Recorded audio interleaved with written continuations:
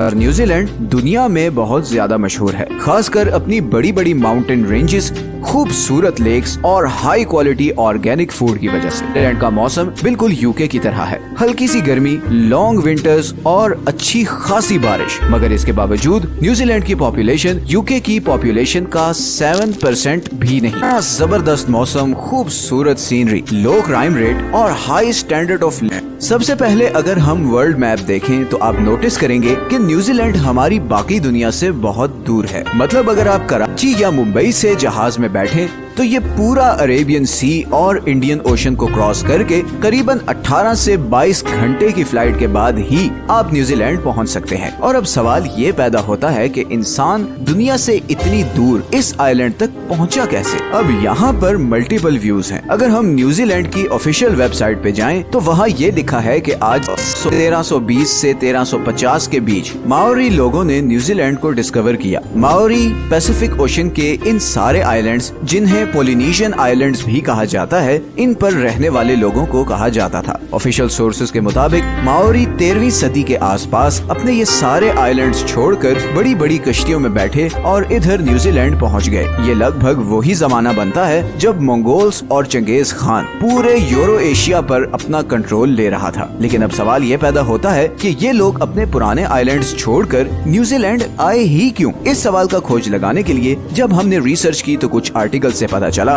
کہ ماوری کے اپنے ہسٹوریکل ریکارڈز میں تھوڑا سا ڈفرنس ہے۔ ماوری ٹریڈیشنز کے مطابق نیوزی لینڈ 13ویں صدی میں نہیں بلکہ اس سے بھی 500 سال پہلے اراؤنڈ 750 AD میں کوپے نام کے ایک ماوری نے ڈسکور کیا تھا۔ کوپے ایک فشرمین تھا جو اپنے اور اپنے ٹرائب کے لیے مچھلیاں پکڑتا تھا، مگر پھر ایسا ہونا شروع ہوا کہ جب بھی وہ جال لگاتا تو اس کی مچھلیاں اس ایریا میں پائے جانے والے آکٹوپس کھا جاتے اور ان لوگوں کے ہاتھ کچھ بھی نہ لگتا۔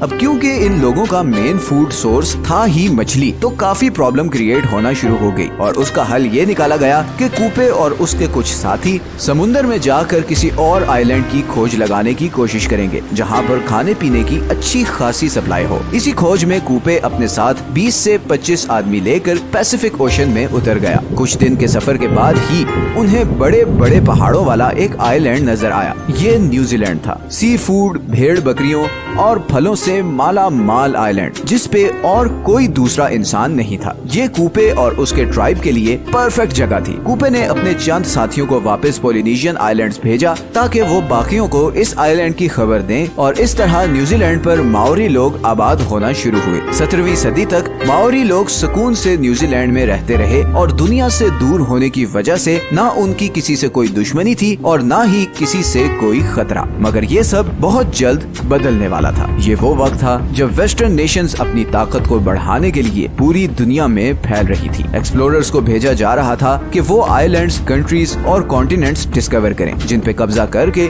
یورپین کنٹریز اپنی پاور بڑھا سکیں۔ اسی سلسلے میں ایک Dutch explorer Abel Tasman Pacific Ocean کے ساؤتھ میں کسی کانٹیننٹ کی کھوج میں نکلا، بیکاز اس وقت یورپینز کا خیال تھا کہ اس حصے میں کوئی کانٹیننٹ ضرور ہوگا اور اگر ایسا ہوا تو وہ یورپین کنٹریز کے لیے بہت سی اپرچونٹیز کے دروازے کھول دے گا۔ 1642 میں ٹاسمین نے نیوزی لینڈ کو ڈسکور کیا، مگر اس نے جب وہاں اترنے کی کوشش کی تو اس کی ماوری لوگوں کے ساتھ زبردست خونی لڑائی ہوئی اور مجبوراً اسے بھاگنا پڑا۔ پھر 1769 میں ایک برٹش آفیسر جیمز کک اسی کانٹیننٹ کو ڈھونڈتا ہوا نیوزی لینڈ آ پہنچا۔ ایک دفعہ پھر جیمز کے فوجیوں اور ماوری لوگوں میں زبردست لڑائی ہوئی اور اس میں کئی ماوری چیف بھی مارے گئے۔ جیمز کو واپس جانا پڑا، مگر اس بار اس نے نیوزی لینڈ اور اس سارے سفر کا ڈیٹیلڈ میپ بنا لیا اور اسی میپ کے تھرو پھر 18ویں صدی میں یورپینز اس آئی لینڈ تک پہنچنا شروع ہوئے اور اس بار انہوں نے ماوری لوگوں کے ساتھ بڑے سمارٹ طریقے سے ڈیل کیا۔ انہیں ٹریڈ اور پروفٹ کا لالچ دے کر برٹشرز نے ادھر اپنی نیول پورٹس بنانا شروع کی اور پھر 100 سال بعد ہی برٹشرز نے نیوزی لینڈ کا کمپلیٹ کنٹرول لے لیا۔ برٹشرز اور ماوری لوگوں کے درمیان 1840 میں ایک ٹریٹی سائن ہوئی جسے دا ٹریٹی آف وائتانگی کہا جاتا ہے اور اس ٹریٹی کے بعد نیوزی لینڈ آفیشلی یورپ اور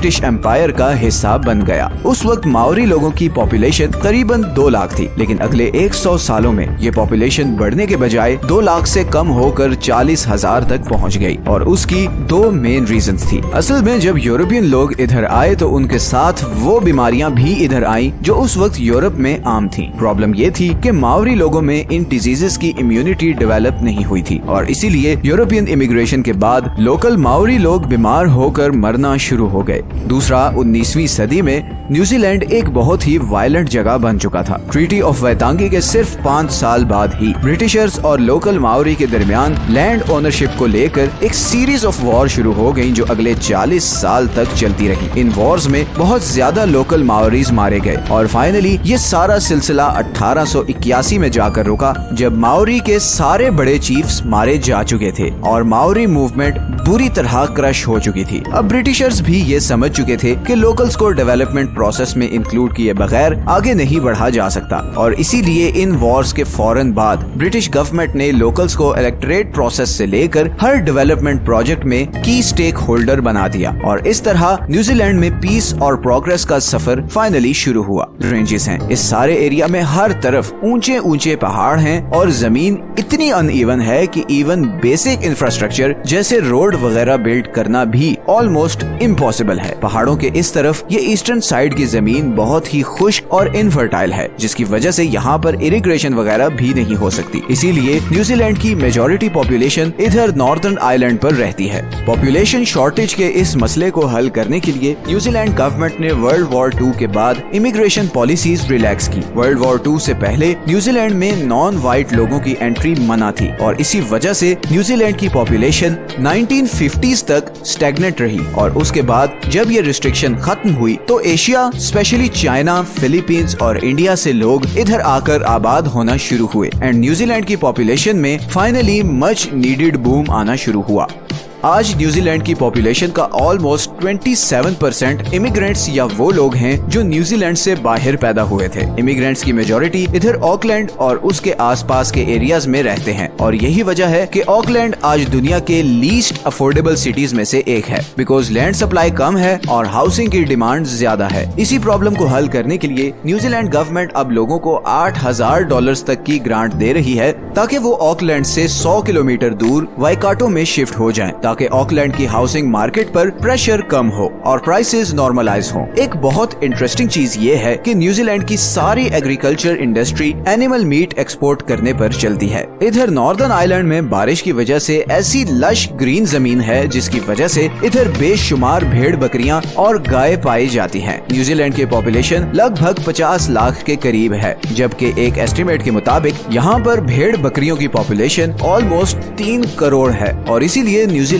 दुनिया में सबसे ज्यादा मटन और शीप वूल एक्सपोर्ट करने वाला कंट्री है। न्यूजीलैंड का 95% मीट बाहर एक्सपोर्ट होता है और 2019 में इस एक्सपोर्ट से न्यूजीलैंड ने $46 बिलियन का रेवेन्यू कमाया। न्यूजीलैंड दुनिया की 50वीं बड़ी इकोनॉमी है और इस इकोनॉमी का main source of revenue agricultural export है। $46 बिलियन सिर्फ गोश्त की एक्सपोर्ट से कमाना एक अनबिलीवेबल चीज है और ये इंडिया, पाकिस्तान और बांग्लादेश के लिए एक मोटिवेशन होनी चाहिए क्योंकि ये तीनों प्राइमरीली एग्रीकल्चरल कंट्रीज हैं। चैनल को सब्सक्राइब जरूर कर